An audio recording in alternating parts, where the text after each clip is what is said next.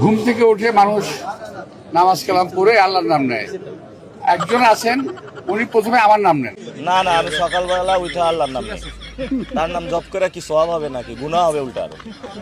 না না, আমি সকালবেলা উঠে আল্লাহর নাম নেই। উনি কি সরাসরি কোনো হুমকি আপনাকে এখন পর্যন্ত দিয়েছেন, আপনি কিংবা পেয়েছেন আপনি? ওই যে বলে যে বাসায় আসো, এটা মিথ্যা হবো, ওইটা বলে যদি ঘুম করে ফেলে। আমি বলছি ভাই নির্বাচন করতে আসছেন, আমি আপনাদেরকে চায়ের দাওয়াত দিয়েছিলাম যে বাসায় আসে চা খাই কথাবার্তা বলি, বলে আমি এটা ওনাকে হুমকি দিয়েছি। মির্জা আব্বাস ভাইয়ের আজকে বিবাহ বার্ষিকী।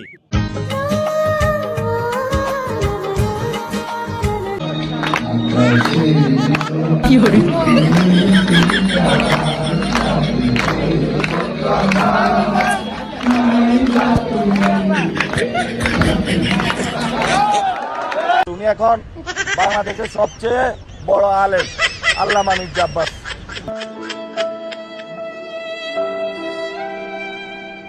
মানে ভাবটা এরকম যে আমাকে মারে না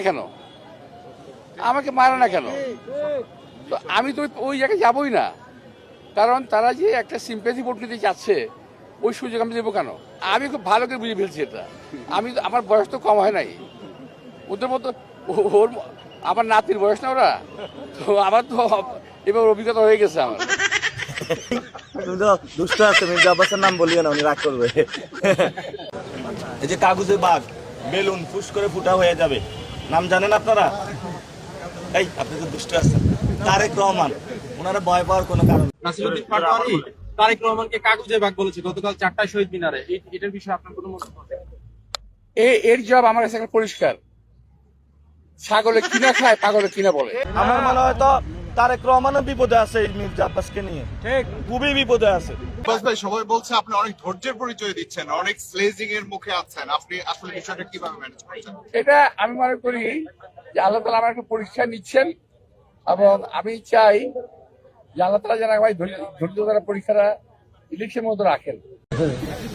নাসিরউদ্দিন পাটোয়ারি আপনাকে নিয়ে অনেক কথা বলছে। আমি চিনি না আমি চিনি না ওরে। আপনাকে নিয়ে অনেক আমি ওরকম কাউকে চিনি না।